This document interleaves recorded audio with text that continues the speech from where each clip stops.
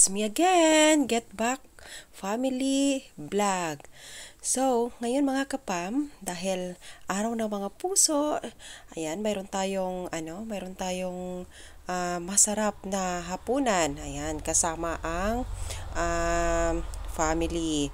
Ayan, nandito si Darling, nandito si Christian, at saka, siya nga pala magtaka kayo kasi wala dito si Kuya. Ayan, nasa taas siya. Ayan, naglalaro ng kanyang computer, at saka isa rin to sa mga favorite niya na na merienda. Ayan. Pero dahil gabi na dito at araw naman ng mga puso, kaya ayan, parang hapunan na rin natin to. So ngayon, tara samahan nyo kami dito para sama-sama tayong tikman ang masarap na Hawaiian pizza. Ayan, so malapit lang to sa amin. Ayan, dyan lang sa tabing kalsada. Ayan, tawid lang ng kalsada pala. Ayan, kaya ayan, hindi na namin naisip na kaninang maaga, ayan, naisip namin na lalabas kami, pero dahil umuulan at saka medyo malamig, sabi namin dito na lang tayo sa bahay. Ayan, nag-order na lang kami ng aming makakain. At saka tamang-tama, hindi naman ito madalas. At saka araw naman ng mga puso. So ito na nga. Yan, dito na lang tayo sa bahay mag-celebrate. At ito, ayan. So, dito, naglalambing naman si Mudra. O, diba? Paminsan-minsan, kailangan naman natin gawin ito para, ayan, ma-feel naman natin na araw ng mga puso. O, diba? Mapasana all ka. At, ayan na nga, ginaya din ni Darling. Ayan, hindi rin siya mapahuli. O, diba? So, teka lang, medyo malaki ang sinubo. Baka hindi natin kayanin to. Charot. O, ayan, diba? So, ganyan lang paminsan-minsan para matikman naman natin yung mga ganitong pagkain. At saka malaki ito. So, ano pang gagawin natin? Ayan, mukbang na to. Charot. Mukbang ba? Ayan, kasi malaki ang in-order niya. At saka, masarap. Napakasarap. Ang ganda ng paborito ko kasi yung pineapple. Pero, ito, magkukunting story lang ako mga kapam. Kasi, ito na nga, nagkukwentuhan kami dito ni Darling na tinatanong ko siya kung kailan ba niya natikman ang pagkain na to. Sabi niya, hindi raw siya, alam niya na raw to noon nung bata pa siya. Pero ayaw niya daw kumain ng ganitong pagkain. At sabi ko naman, hindi ako nakatikim ng na ganitong pagkain mula pinanganak ako hanggang basta yung kabataan ko, hindi ko natikman to yung pagkain na to. Nakatikim ako ng pagkain na to is 2010. So, natikman ko to at nagustuhan ko naman. Alam niyo naman si Mudra hindi mapili sa mga pagkain.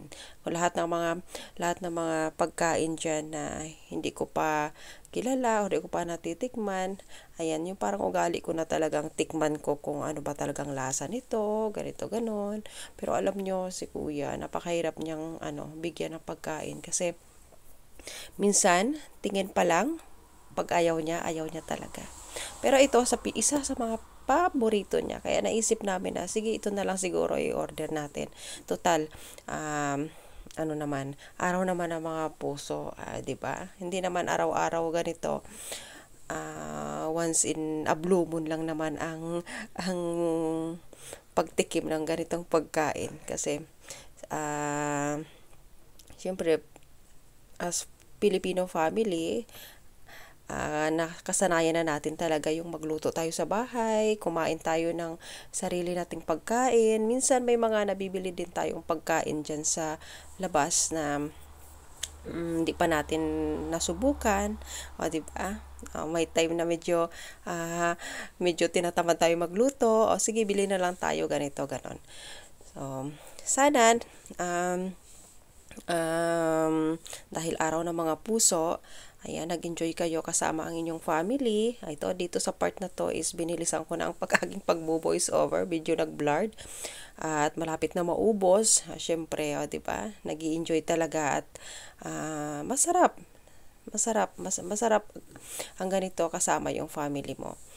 Diba? Hindi mo na kailangan ng hindi mo na kailangan ng serve pa ng plato or kutsara. Ayan, basta diretso na yan, kainan na.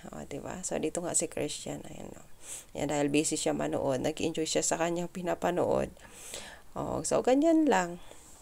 At I hope na nag-enjoy kayo sa aming video for today. And don't forget to like and share. At ayun, tuloy natin to hanggang sa maubos. Diba? So, dahil may pinapanood si Darling na movie. At ito na nga, ayan, naisipan ko na lang i-voice over to para at saka